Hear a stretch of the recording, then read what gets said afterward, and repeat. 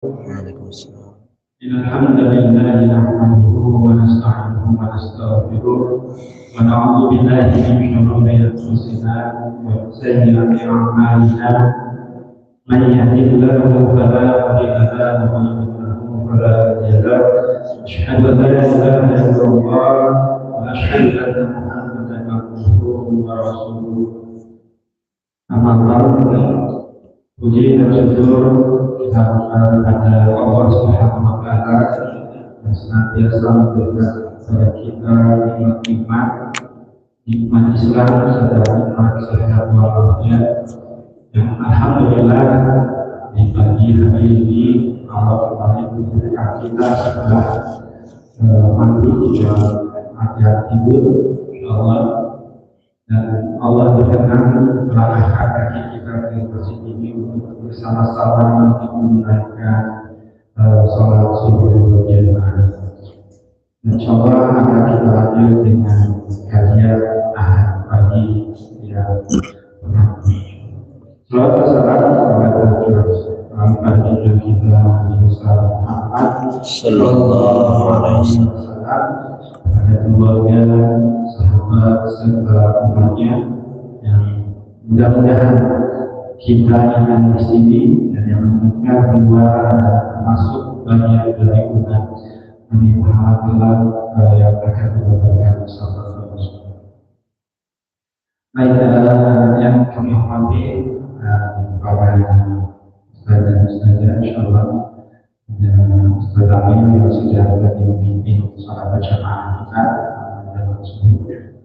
Dan kita selalu diberikan kesehatan ustaznya, insyaallah sehingga bisa berada terus di tengah kita memimpin salat.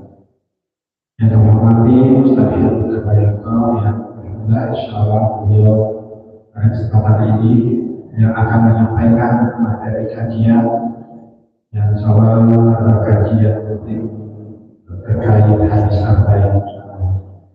Nanti kami akan masalah para jemaah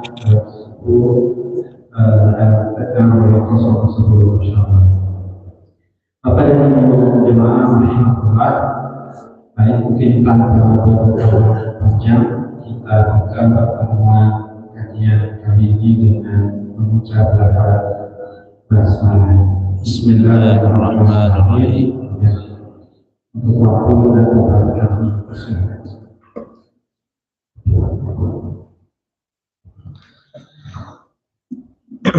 Bismillahirrahmanirrahim. Assalamualaikum warahmatullahi wabarakatuh. Alhamdulillah, alhamdulillahilladzi anzala sakinata fi qulubil mu'minin liyazdadu imanan ma'a imanihim. Asyhadu an la ilaha illallah wahdahu la syarika lah wa asyhadu anna Muhammadan 'abduhu wa rasuluhu la nabiyya ba'dah. Allahumma salli ala Muhammad wa ala ali Muhammad. Qala Allah Ta'ala fil Qur'anil 'azim, a'udzu billahi minasy syaithanir rajim. Bismillahirrahmanirrahim. Asa an tuhibbu syai'an fa huwa syarrul lakum. Alhamdulillah. Bapak Ibu yang dimuliakan oleh Allah Subhanahu wa Ta'ala, segala puji hanya milik Allah, Rabb yang memperjalankan seluruh makhluknya di pagi hari ini, Rabb yang memudahkan langkah kita untuk bisa hadir di majelis yang mulia ini, Rabb yang masih mengizinkan kita untuk mengumpulkan pundi-pundi amal saleh yang tidak semua orang bisa mendapatkan kesempatan tersebut. Salawat dan salam mari kita limpahkan pada putuasana kita yaitu Nabi Muhammad sallallahu alaihi wasallam, pada keluarga, sahabat serta umatnya. Mudah-mudahan kita termasuk umat beliau yang mendapatkan syafaatul uzma di hari akhir nanti. Bapak Ibu yang dimuliakan oleh Allah, mari kita lanjutkan pembahasan terkait dengan hadis arba'in An-Nawawi. Sekarang masuk ke hadis yang ke-8. Di bulan yang lalu kita sudah bahas terkait dengan hadis yang ke-7 bahwa Rasulullah berpesan pada kita semuanya bahwa ad-dinu an-nasihah, bahwa agama itu adalah nasihat.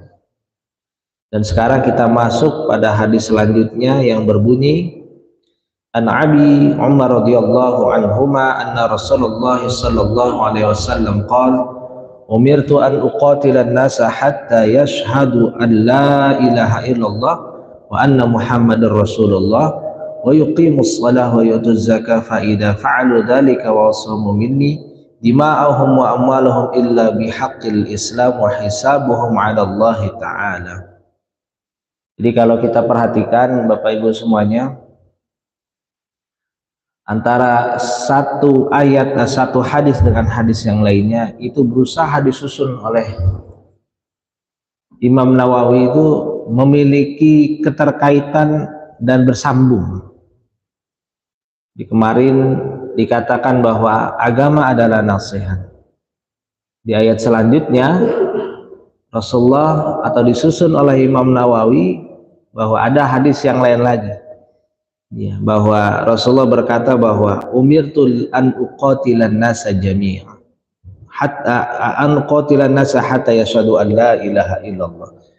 Bahwa dari Ibnu Umar radhiyallahu anhu Rasulullah sallallahu alaihi wasallam bersabda, aku diperintahkan untuk memerangi manusia hingga mereka bersaksi bahwa tidak ada sesembahan yang berhak untuk diibadahi kecuali Allah dan Muhammad adalah Rasulullah, mendirikan salat, menunaikan zakat. Jika mereka telah melakukan hal itu, maka terjagalah darah-darah dan harta mereka dariku kecuali dengan hak Islam. Sedangkan perhitungan mereka diserahkan pada Allah Subhanahu wa taala. Jadi hadis ini Pak luar biasa. Hadis ini menggambarkan tentang kesempurnaan dakwah Islam. Kesempurnaan dakwah Islam. Makanya ada beberapa ulama yang mengatakan bahwa hadis ini memiliki tema besar, yaitu antara dakwah dan jihad. Ustaz Amir, tidak banyak nih masjid-masjid yang masih melaksanakan kunut subuh digabung dengan kunut nazilah, tidak banyak. Padahal kondisi saudara-saudara kita di Palestina hari ini sudah hampir 27.000 yang syahid Pak, 27.000.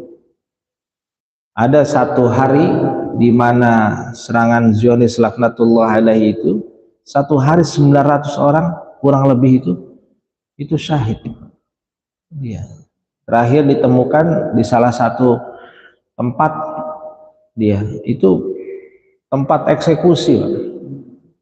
Dia tempat eksekusi dan sudah menjadi bangkai itu Pak, syuhada-syuhada tadi tidak boleh dievakuasi dan segala macam.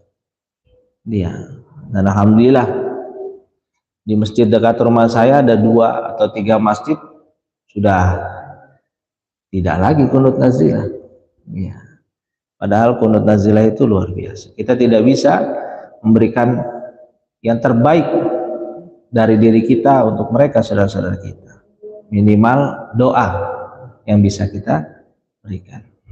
Sama di sekolah saya juga sudah mulai turun. Tadinya setiap zuhur dan asar kunut nazilah kita. Iya, sekarang sudah mulai turun. Padahal belum selesai kondisi saudara-saudara kita di sana. Bapak Ibu yang dimuliakan oleh Allah, Rasulullah berkata bahwa umirtu an uqatilan nas.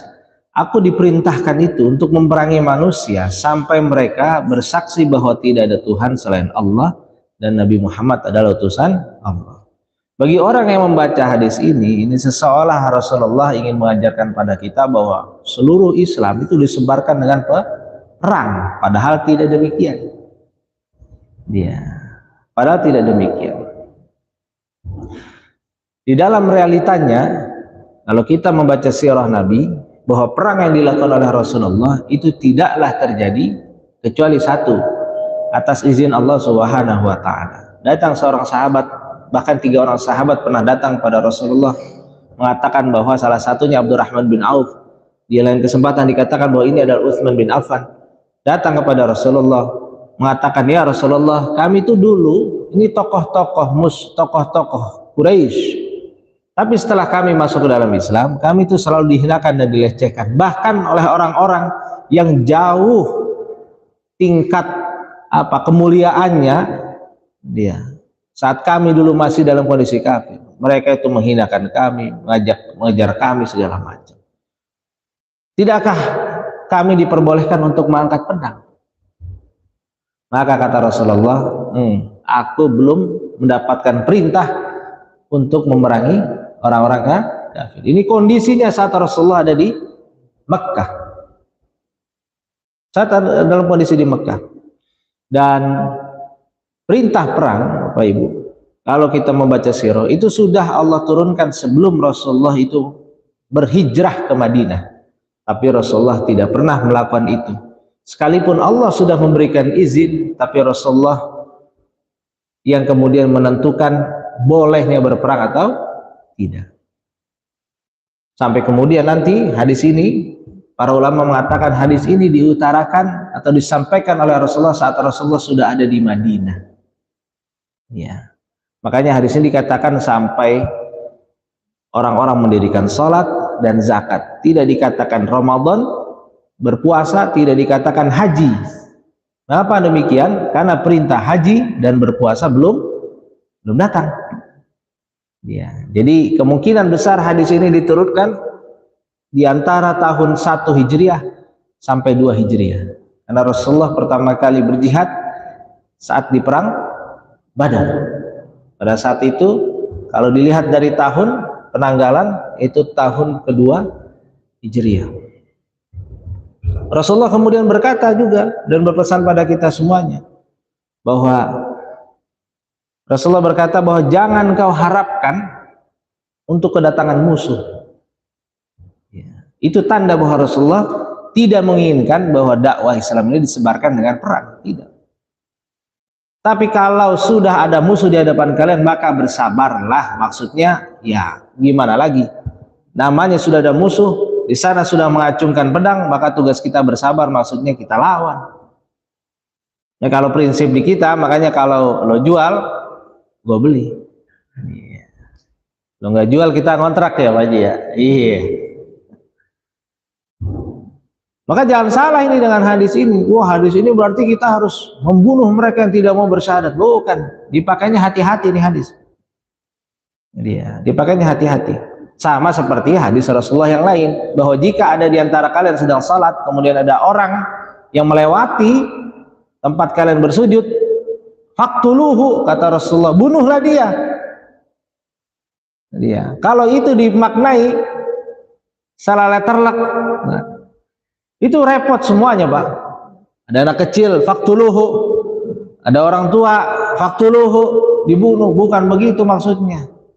Maksudnya hadis ini bahwa ini dosanya luar biasa gitu ya. Sampai kemudian melewati tempat orang bersujud. Tempat orang sholat itu dosanya luar biasa besarnya. Ya. Rasulullah sebelum mengeluarkan hadis ini, Rasulullah katakan bahwa kalau ada orang lewat halangi. Tapi Pak sama kayak kita sudah dikasih tahu banyak orang yang ngeyel gitu kan Pak ya. Dia dikasih tahu di tempat sholat, dia dikasih tahu tempat sujudnya. Kata Rasulullah halangi, diberikan sutra, dihalangi lagi. Kalau nggak bisa pakai tangan. Masih ada yang ngeyel, maka kata Rasulullah kalau begitu dibunuh saja, katanya begitu. Itu maksudnya bukan semua orang yang lewat di depan kita harus dibunuh, bukan kayak begitu. Repot kalau seperti itu. Ya, artinya prosesnya itu ada. Ya, prosesnya ada. Bapak Ibu yang dimuliakan oleh Allah, hadis ini direwatkan oleh Ibnu Umar, salah seorang sahabat Nabi yang saat masuk Islam dia masih tergolong belia. Setelah beliau dewasa, para sahabat mengatakan bahwa ulama di antara kami adalah Ibnu Umar. Bayangin Pak, sahabat saja sudah ulama. Kalau kita lihat sahabat itu seperti bintang-bintang. Dia seperti bintang-bintang. Tapi ada di antara para sahabat tadi yang mendapat gelar ulamanya para sahabat. Masya Allah. Itu makin jauh saja kita menggapainya tuh Pak. Sahabat saja sudah seperti bintang. Ini ada ulamanya para sahabat. Dia, ini kehebatan Ibnu Umar. Dia. Dan salah satu kisah dari Ibnu Umar yang luar biasa adalah saat beliau masih kecil, Saat beliau masih berusia sangat belia, belum mencapai usia 15 tahun, beliau itu ingin ikut perang Badar, Pak. Ya, tapi Rasulullah larang, jangan. Ya, Rasulullah larang. Nggak boleh masih kecil. Ya, nggak boleh. Maka tidak ada itu, Pak. Tidak ada. Ada cerita di Afrika sana yang kemudian meminta supaya anak-anak mengangkat senjata. Itu bukan dari Islam, ya, bukan dari Islam. Mengaku kemudian dia bagian daripada Islam, bukan bagian daripada Islam. Rasulullah saat mengajarkan perang atau memperbolehkan perang itu ada batasan usianya. Ada batasan usianya. Ya, mari kita lihat hari ini, kita menyaksikan bagaimana fikih peperangan itu dipraktekkan oleh saudara-saudara kita di Palestina. Tidak ada anak-anak yang berperang di sana. Semuanya orang-orang dewasa. Semuanya orang-orang dewasa. Tidak ada kemudian wanita dan anak-anak yang dibunuh oleh mereka. Tidak ada, kecuali dijadikan sandera. Tidak ada yang dibunuh. Tapi lihat orang-orang kafir, mereka kalau kemudian memerangi umat Islam, masya Allah, nauzubillah min zalik. Iya. Itu mereka sampai tidak memiliki belas kasih.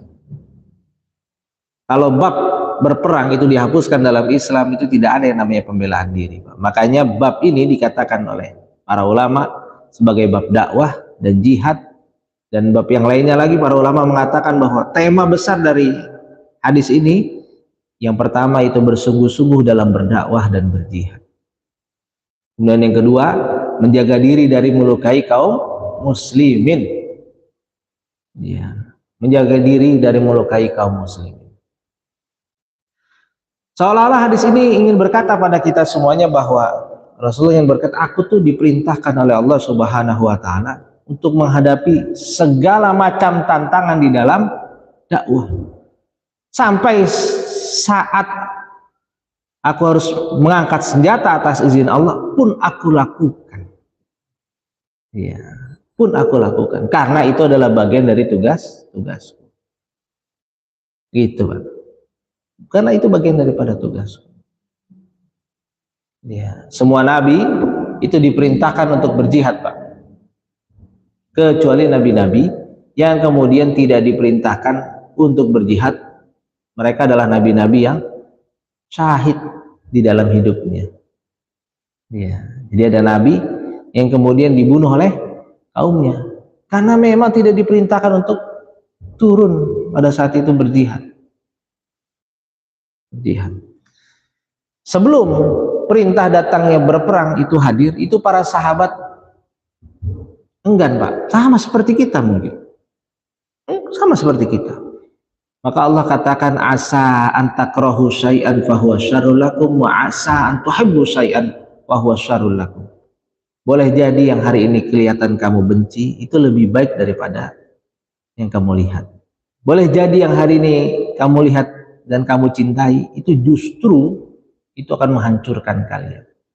Maka para sahabat akhirnya bangkit dan menyatakan, ya Rasulullah, saya siap untuk terjun ke medan jihad. Itu bukan pilihan yang utama, Pak, tapi itu pilihan yang mendesak. Seolah-olah ayat ini mengajarkan kepada kita semuanya, kalau kalian tidak mengangkat senjata untuk membela diri kalian, maka justru keburukan akan hadir di tengah-tengah kalian.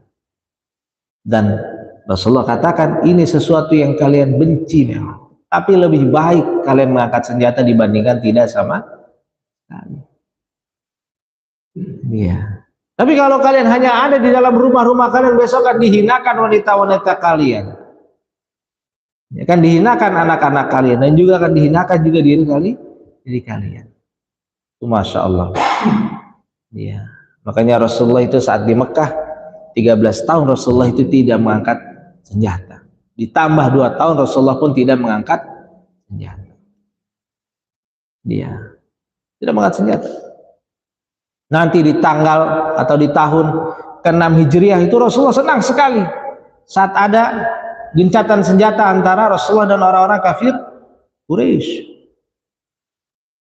Dia di perjanjian Hudaibiyah, di sana Rasulullah berdakwah lebih masif lagi, mengirimkan surat kepada raja-raja dan para penguasa.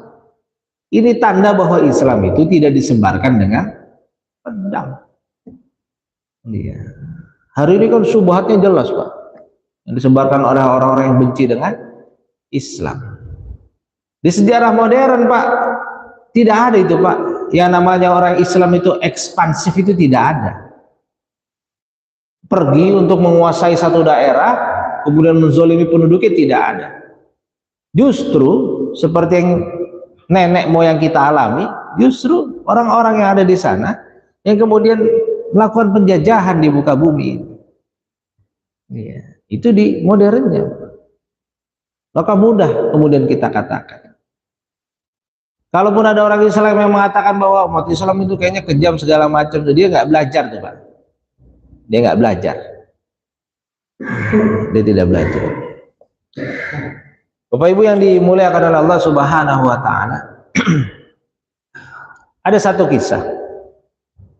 Ada satu kisah di mana di saat kondisi tenang, tiba-tiba ada gerakan di Syam, orang-orang Romawi dan suku Ghassan itu menyusun kekuatan untuk menyerang umat Islam di Madinah. Maka Rasulullah yang mendapatkan berita dari para sahabatnya itu berkata, kumpulkan pasukan. Baru ngumpul doang nih, Pak, dikabarkan lagi bahwa di sana umat-umat Islam yang berdagang ke Syam, kalau sudah masuk dan pengen keluar, itu barang-barangnya tidak boleh diangkut. Yang mau masuk ke Syam itu diusir lagi. Rasulullah membaca ini akan ada embargo. Umat Islam akan dibuat miskin. Maka Rasulullah kumpulkan lagi, makin banyak lagi. Akhirnya terkumpullah 3.000 orang sahabat yang siap untuk berperang. Pada saat itu Rasulullah katakan, aku tidak ikut berperang. Komandan pertama dipimpin oleh Zaid bin Harithah. Kalau dia syahid, maka kamu yang menggantikan Ja'far, sepupunya Rasul, kakaknya Ali bin Abi Thalib.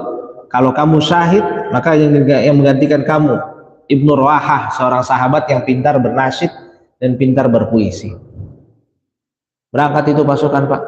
Perjalanan jauh dari Madinah ke Syam, Jordania, Pak. Jauh, jalan itu, Pak. Jalan. Ternyata di sana sudah menanti tentara Romawi berjumlah 100.000. Ditambah dengan pasukan Ghassan yang jumlahnya 100.000. Ada 200.000 melawan 3.000 orang pasukan Muslim. Itu sudah kelihatan, Pak, musuhnya banyak begitu. Zaid bin Harithah, komandan yang pertama, kemudian berkata, ini udah 2 hari nih, Pak, ini kita perang nggak ya? Jadi, banyak banget ini di depan. Ini banyak banget di depan, gimana ini? Akhirnya para sahabat-sahabatnya kemudian menguatkan, Zaid, kita itu perang, itu diperintah oleh Allah dan Rasulnya. Urusannya bukan kita mau menang atau kalah. Kalau kita diminta jaga perbatasan, 1 orang pun harus kita jaga. Kita perang itu bukan karena jumlah. Kita perang bukan karena senjata, tapi karena Allah dan Rasulnya. Itu di pagi hari, Pak. Itu Zaid langsung loncat, Pak, menghadapi 200.000 orang, Pak. Dia contohkan kepada para sahabatnya yang pada saat itu kondisinya sedang ketakutan. Wajar nggak, Pak, takut, Pak? Wajar, 200.000, Pak. Dia. Maka Zaid syahid sesuai dengan perintah Rasulullah. Maka Ja'far mengambil alih kepemimpinan. Ja'far dengan gagah berani maju ke depan juga, masuk, menerobos. Itu sampai dikatakan di dalam sirah itu, Pak, di dalam sirah itu, bahwa Ja'far itu seperti dikelilingi oleh musuh yang banyak sekali. Dikatakan, dianalogikan bahwa seperti lengan, seperti tangan yang kemudian memiliki gelang yang banyak, Pak. Maka Ja'far pada saat itu menerima tikaman sampai 90 tikaman, dan tidak ada tikaman yang di belakang, Pak. Semuanya di depan. 90 tikaman, Pak. Tangannya putus. Dan Rasulullah yang ada di Madinah, Pak, ini sedang taklim seperti ini nih, Pak. Rasulullah katakan, Sahabatku, Zaid syahid. Kalau sekarang kita lihat begitu Pak, kayak breaking news. Tapi Rasulullah memang diberikan mukjizat, memiliki penglihatan yang tidak dimiliki oleh orang lain. Nangis Rasulullah. Pas Ja'far kemudian syahid, nangis lagi Rasulullah. Iya, nangis lagi. Iya. Kata Rasul, Ja'far, dia tangannya putus, tapi besok di akhirat Allah ganti dengan sayap-sayap. Ada manusia yang punya sayap, itulah Ja'far. Dia besok terbang-terbangan di langit-langit surga. Ja'far itu. Jadi Rasulullah mendengar sahabatnya syahid itu bukan senang, Pak. Sedih. Sedih. Iya. Kalau perang itu Rasulullah cintai, Pak, pasti Rasulullah bahagia, Pak, gitu. Tapi Rasulullah sedih. Maka digantikan oleh Ibnu Rawahah. Kata Ibnu Rawahah, jiwa dia yang dihadapimu sekarang 200.000 orang, maka saudaranya Pak itu menepuk punggungnya, kuatkan punggungmu, engkau pemimpin kami, kuatkan.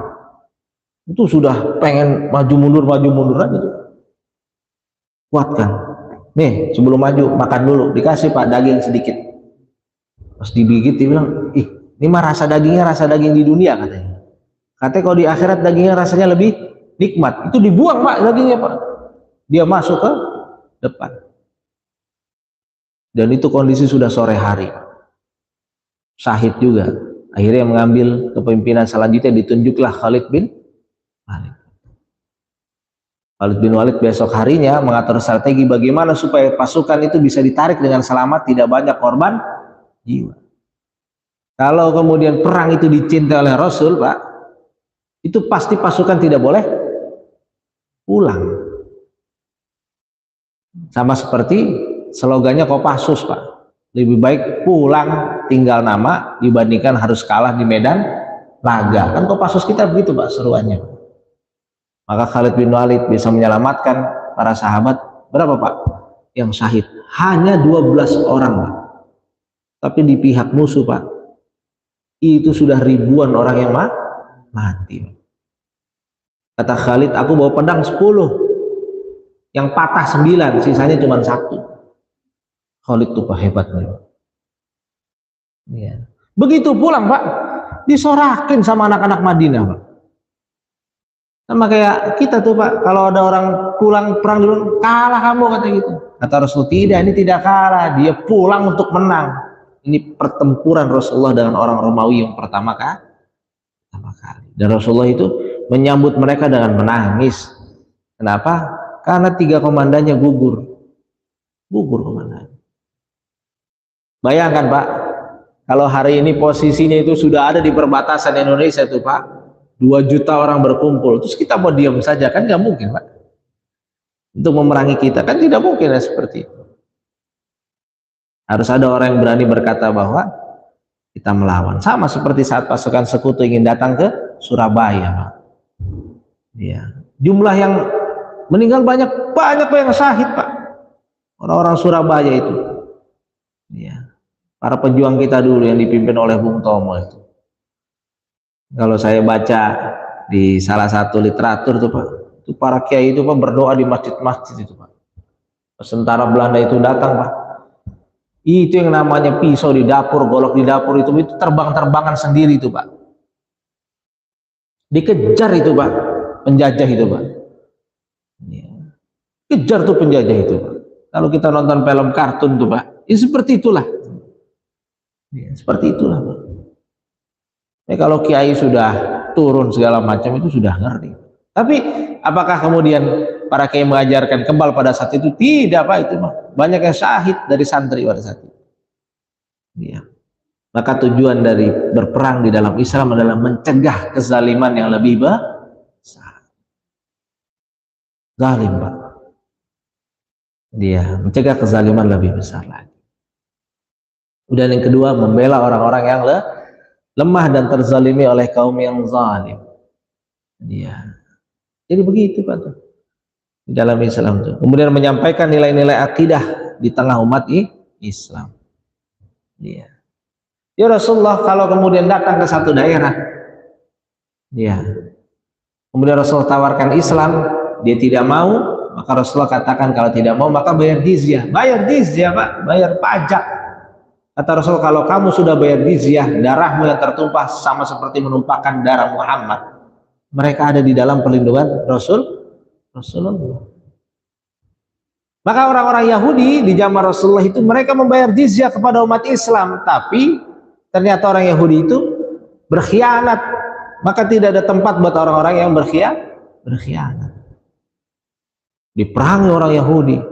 Sampai berapa kali perang? 4 kali perang Pak lawan orang Yahudi Pak. 4 kali perang lawan orang Yahudi. Luar biasa. Dia. Nah, Bapak Ibu yang dimulakan oleh Allah, maka hari ini kita sudah paham bahwa yang dimaksud dengan hadis ini bahwa Rasulullah berkata, bahkan sampai mengangkat pedang pun saya akan terus berdakwah. Dan mengangkat pedang bukan pilihan yang utama. Rasulullah lebih senang saat berdakwah, jadi itu tanpa mengangkat pedang. Ya. Saat Rasulullah berperang dengan orang Quraisy, itu ada peristiwa yang Hudaybiyah tadi Pak, Rasulullah itu berangkat bersama sekitar kurang lebih 3.000 orang tuh Pak, untuk melaksanakan haji. Dilarang kan Pak? Dilarang. Tapi di tahun berikutnya saat dilarang tadi Rasulullah berdakwah, mengirim utusan-utusannya. Maka terselenggaralah umroh qadha. Rasulullah boleh untuk umroh qadha. Berapa Pak yang ikut Pak? Yang ikut tuh sampai 10.000. Yang tadinya Rasulullah berangkat cuma 3.000, kemudian yang bisa ikut umroh qadha 10.000, 3 kali lipatnya Pak. Islam itu berkembang dengan itu tanda bahwa Rasulullah lebih menyukai perdamaian dibandingkan harus berperang. Dikatakan bahwa aku diperintahkan oleh Allah untuk memerangi manusia sampai mereka bersaksi bahwa tidak ada Tuhan selain Allah, sampai mereka mendirikan sholat, sampai mereka menunaikan zakat. Rasulullah sudah meninggal dunia, digantikan oleh Abu Bakar. Umat Islam banyak yang murtad. Salah satu yang menyebabkan mereka murtad adalah tidak mau membayar zakat. Dan salah satu yang lainnya menyebabkan mereka murtad, mereka mengangkat atau mengikuti nabi palsu yang jumlahnya ada 3, saling bersekongkol satu sama lain. Yang paling terkenal adalah Musailamah Al-Kadzab, yang umat Islam itu berperang melawan saudaranya sendiri, akhirnya di perang Yamamah itu Pak. Habis-habisan itu Pak umat Islam di sana. Abu Bakar yang lembut demikian mengatakan bahwa saya tidak akan memisahkan antara sholat dan zakat. Kalau ada umat Islam yang tidak membayar zakat, saya perangi. Sahabat-sahabat kumpul tuh Pak, ada Umar mengatakan, "Oh ya, Bang, Abang dah," katanya. "Gak usah diperangi lah," katanya. Dia, tapi kata Abu Bakar, diperangi. Dia menolak membayar zakat, perangi. Luar biasa tuh Pak. Itu Abu Bakar Pak, orang yang paling lembut di antara para sahabat, tapi dalam urusan penegakan syariat luar biasa.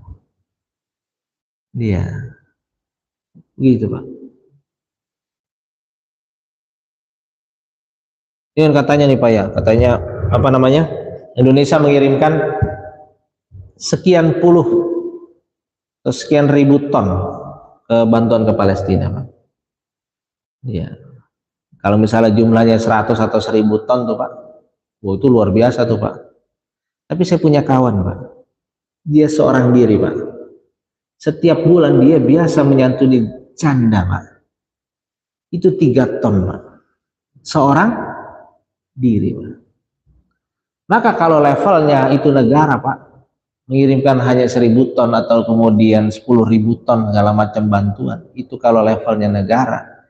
Saya punya kawan Pak, tiap bulan 3 ton Pak, santuni janda Pak. Ya. Jadi kita paham Pak ya, kalau negara kita punya rasa kemanusiaan yang tinggi, Itu bukan, udah jutaan ton yang nyampe di sana tuh. Iya. Jadi gitu. Itu kelasnya negara. Maka Abu Bakar menurunkan pasukan untuk memerangi orang-orang yang tidak mau membayar zakat. Iya. Boleh jadi Indonesia hanya mengirimkan sekian dikarenakan kesadaran zakat orang Indonesia cuma segitu saja gitu Pak. Kalau di Malaysia sudah masuk nisab langsung potong zakat otomatis. Kalau di kita Pak udah bayar zakat masih kena pajak. Double-double Pak Haji. Double-double. Ada PPN ini segala macam. Ada memang aturannya, pajak barang segala macam ada. Dia. Dan Ibnu Qudamah mengatakan kalau semuanya sudah dipajaki itu tanda negara mau bangkrut Pak. Iya. Tanda negara mau bangkrut. Nah, Bapak Ibu yang dimuliakan oleh Allah, maka hadis selanjutnya atau sambungan dari hadis ini mengatakan bahwa jika mereka telah melakukan hal itu maka terjagalah darah-darah mereka dan harta-harta mereka. Rasulullah mengutus amilin. Kamu ke sana ya, ambil zakat. Kamu ke sana ambil zakat. Kamu ke sana ambil zakat, ambil zakat. Tapi ingat ya, kalau kamu mengambil zakat mereka, jaga kemuliaan mereka. Jangan ambil harta di luar dari yang berhak kita ambil.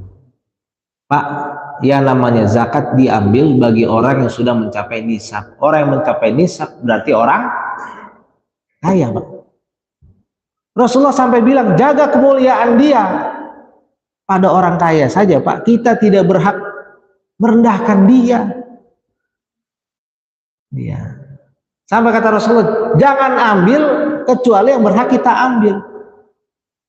Nah, Rasulullah benar-benar memuliakan orang kaya, apalagi yang miskin. Jadi kalau ada penguasa mengambil harta dari orang-orang yang miskin, dipaksakan pajaknya segala macam, itu kayak gimana itu Pak? Yang kaya saja dijaga. Makanya hal itu diingat-ingat oleh Abu Bakar Siddiq. Abu Bakar Siddiq saat pertama kali jadi khalifah, beliau berdiri di podium mengatakan bahwa yang miskin diantara kalian kuat di mataku, tapi yang kuat dan kaya diantara kalian kecil di hadapan. Nah, penguasa itu begitu Pak.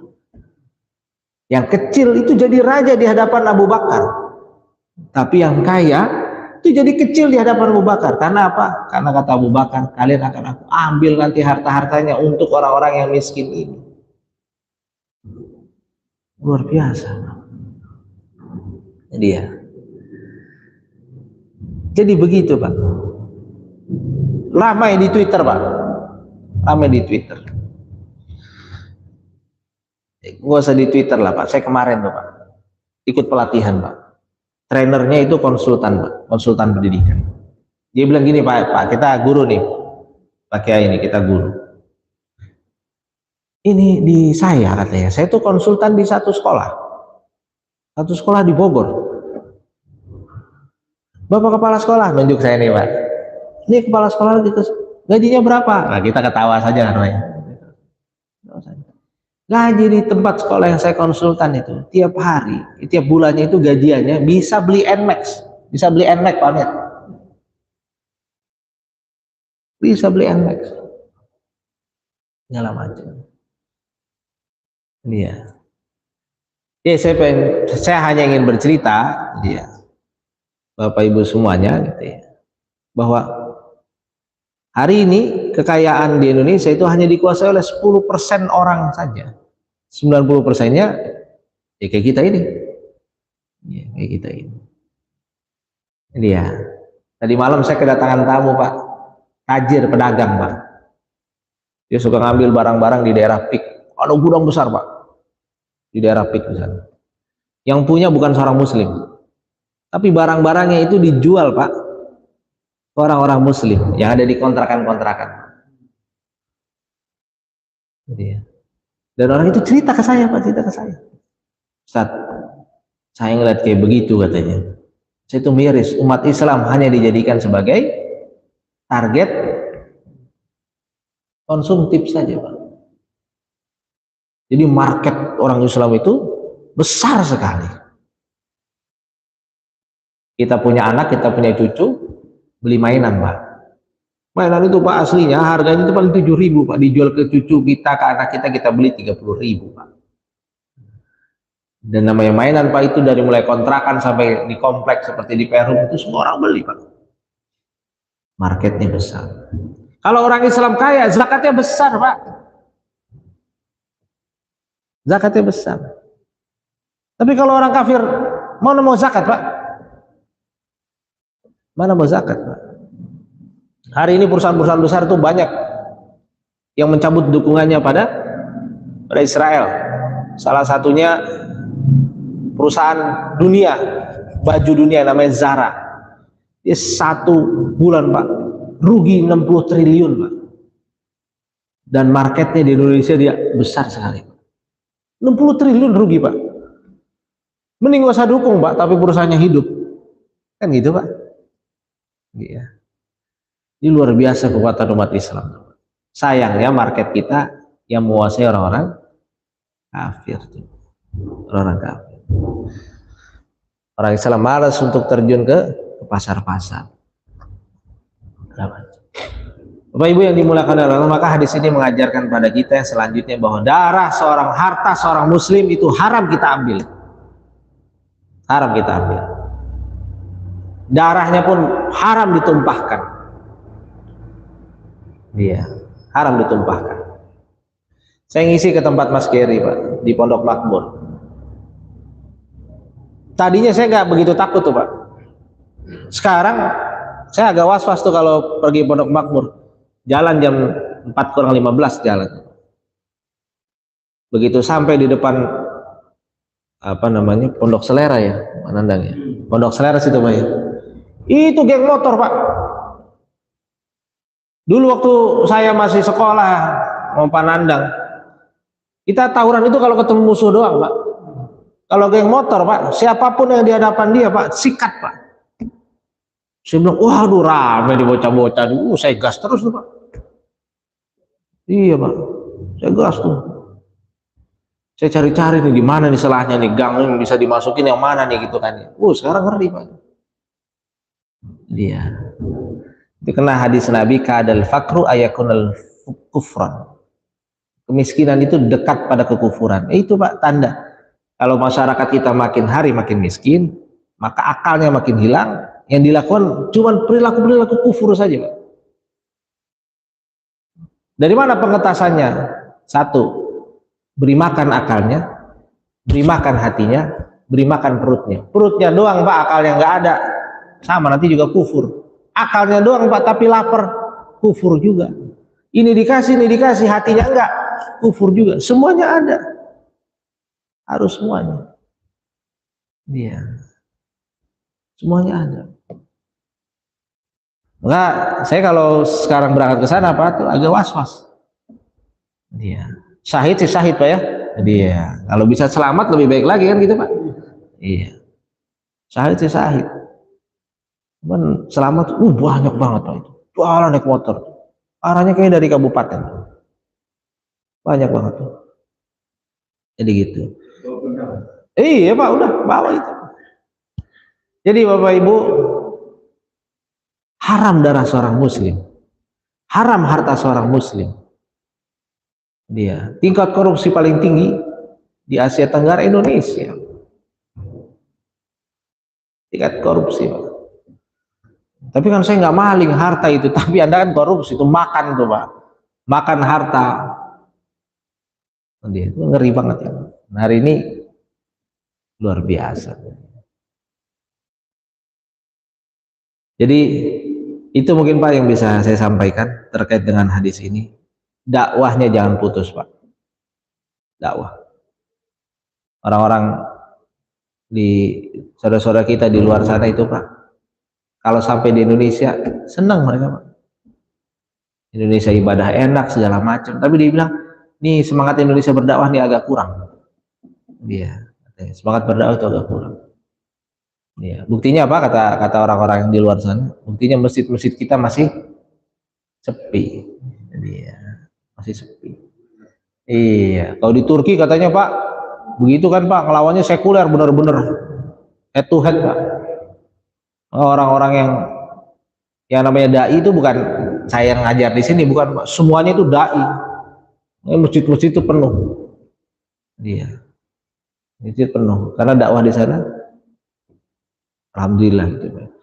Tapi dibilang kalau di Turki mah ya, orang-orang pada banyak yang mabuk segala macam, tapi dakwah mereka kencang. Mereka itu kencang. Maka jangan lemah berdakwah Pak. Kalau dengan satu ayat sampaikan pada mereka. Itu saja mungkin Bapak yang bisa saya sampaikan. Monggo kalau ada yang didiskusikan. Insyaallah bagi jemaah yang ingin menanyakan soal terkait materi yang tadi, materi hadis yang kami dapat berkaitan dengan bagaimana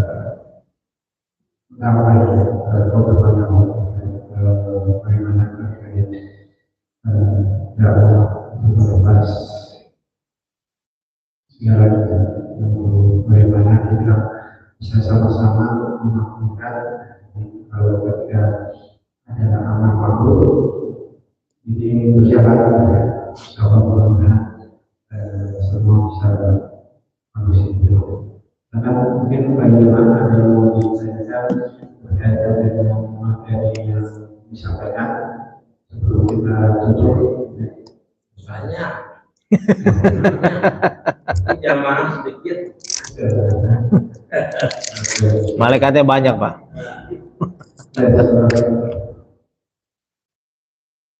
Ya mungkin kalau tidak ada.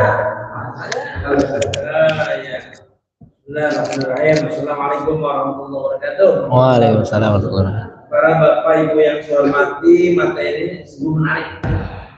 Menarik ketika kita berpikir bahwa tadi ya Islam hadir tanpa peperangan.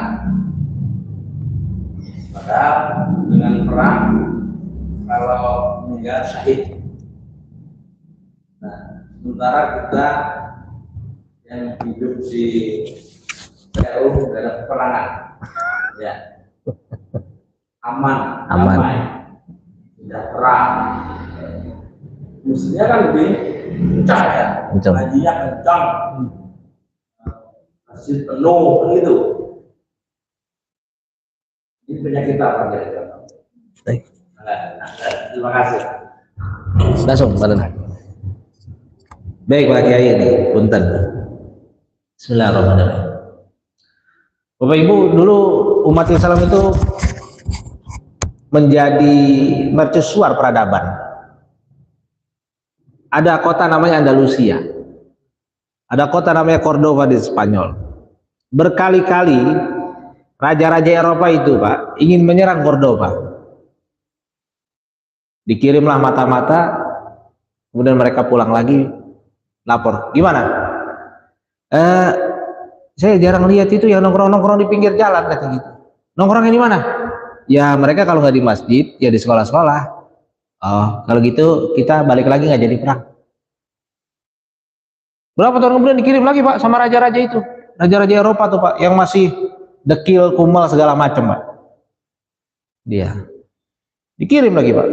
Gimana katanya? Ini udah mulai agak banyak nih yang nongkrong. Cuman masih banyak kan yang di masjid sama di sekolah-sekolah. Oh kalau gitu kita pulang lagi. Berapa tahun kemudian lagi Pak? Gimana? Oh sekarang lebih banyak yang nongkrong dibandingkan yang di masjid. Kita serang itu sekarang. Kita serang itu sekarang. Diserang Pak, habis Pak. Habis diserang. Cordova hari ini cuman ada masjid-masjid, penduduknya tidak ada yang Islam Pak. Tidak ada yang Islam. Jauh lagi di sana Pak, di Baghdad. Umat Islam sudah asyik dengan permainan, masjid-masjid sudah mulai kosong. Dia, apa yang terjadi? Maka tentara Mongol tuh Pak datang Pak, menghancurkan Baghdad. Itu khalifahnya lagi ngapain Pak? Khalifahnya lagi main burung. Khalifah itu dibantai itu. Yerusalem itu dihajar sama orang-orang barbar itu, sama orang barbar, sama orang-orang Mongol. Asik aja main burung. Itu kalau khalifah Pak sudah tidak sayang sama rakyat. Nah, itu jadi indikatornya Pak Kiai satu. Jadi kenapa hari ini terjadi satu? Iya. Dikarenakan memang musuh itu Pak sudah masuk bukan lagi ke masjid tapi ke rumah-rumah Pak, mencuci otak kita. Iya. Kalau nanti nauzubillah min zalik ada serangan segala macam itu sangat lemah kita karena iman kita itu kondisi saudara kita di Suriah segala macam mereka masih dekat dengan masjid dijebol berkali-kali susahnya luar biasa Pak. Karena apa? Masjid. Itu saya masih bersyukur banyak sekolah Islam, banyak pesantren segala macam itu nanti akan jadi pondasi-pondasi itu Pak. Jadi pondasi-pondasi. Jadi seperti itu. Nah, kemudian apalagi yang menyebabkan tersebut ya, penyakit tuahan Pak. Kita berdoa pada Allah Subhanahu wa taala jangan sampai umat Islam diuji dengan musuh Pak. Kalau umat Islam diuji dengan musuh berat. Lebih baik kita diuji dengan dunia. Ya. Daripada diuji dengan musuh. Khawatir kita nggak tahan Pak. Ya. Kalah khawatir itu. Mending kita diuji dengan seperti ini saja Pak. Kalau kita diuji dengan seperti saudara kita di belahan bumi yang lain, waduh berapa? Jangan berharap itu hadir Pak. Jangan. Ya, makanya tugas kita Pak yang di masjid, dia sambangin terus Pak. Saya hari ini nih Pak, saya ada 3 jadwal Pak. Ini tahadus binimah saja Pak. Subuh 2 jadwal Pak. Dia bentrok. Saya bilang mohon maaf. Saya nyaman di sini Pak Nandang gitu ya. Satu dekat dengan rumah Pak Haji. Dia. Satu lagi jadwalnya di Poris Pak. Saya bilang di sana aja lah. Di sana juga banyak pusat-pusat lah. Saya pengen yang dekat-dekat aja di sini. Dia dekat-dekat saja. Nanti siang baru Pak ada jadwal lagi. Ya. Jadi kalau diundang taklim Pak, saya udah nggak usah mikir banyak lagi Pak. Diundang ngajar, jalan saja. Bismillah. Dia. Saya tuh suka Pak kalau ngisi khutbah itu di pabrik-pabrik Pak. Dia dibandingkan mengisi khutbah di komplek-komplek terus terang Pak. Kalau di komplek tuh banyak pengajiannya Pak Haji. Tapi kalau di pabrik susah mereka mendapatkan itu Pak. Nanti dapat khotib yang pakai teks Pak. Sudah kita khutbah Jumat Pak. Cuman seminggu sekali. Khotibnya pakai teks lagi. Ya. Udah tuh Pak. Saya nggak bilang bahwa nanti ilmunya nggak nyampe. Saya nggak bilang itu Pak. Cuman kalau kita konsen sama teks jamaah juga nggak lihatnya juga kurang itu. Iya. Maka saya bilang kalau ada yang undang saya di pabrik, nggak usah pikir-pikir panjang, undang saja saya di pabrik. Ya di pabrik udah susah Pak. Saudara-saudara kita yang di pabrik itu udah kerja sampai malam, mana nang ya? Sudah habis pengajian tidak ada, cuman ngarepin ceramah rohani dari khutbah Jumat saja. Khutbah Jumat pun kalau di masjid enak, kalau di pabrik enak banget, cuma 15 menit Pak. Itu udah sama sholat. Pakai ya, dia. Makanya itu khotibnya harus terampil itu 15 menit itu harus pas. Materinya yang dibutuhkan benar itu. Dia. Jadi seperti di komplek mah, waduh enak. Kita 30 menit juga selama yang batuk masih sedikit Pak, berarti masih lanjut gitu Pak ya.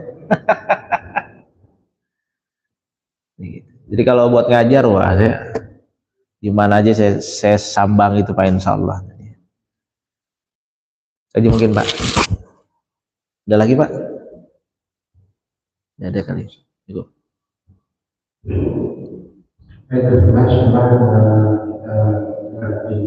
di acara hari ini kita sama-sama sebelum menutup kajian ini pesan adalah insya Allah mudah-mudahan materi-materi yang disampaikan, materi-materi kajian yang ada di masjid tadi bisa kita implementasikan dan berharap bisa menjadi amal-amal kita insya Allah untuk bisa memampukan masjid, menjaga keluarga kita, lingkungan dan insya Allah untuk semua yang ada, khususnya di Jawa. Mari kita cukupkan pertemuan kali ini dengan alhamdulillah. Alhamdulillah.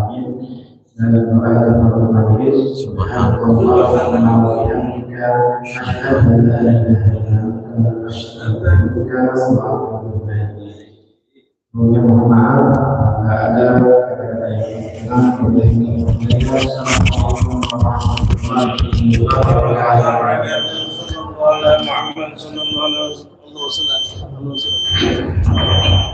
Ayo selawatan sallallahu ala Muhammad sallallahu alaihi wasallam. Muhammad sallallahu alaihi wasallam.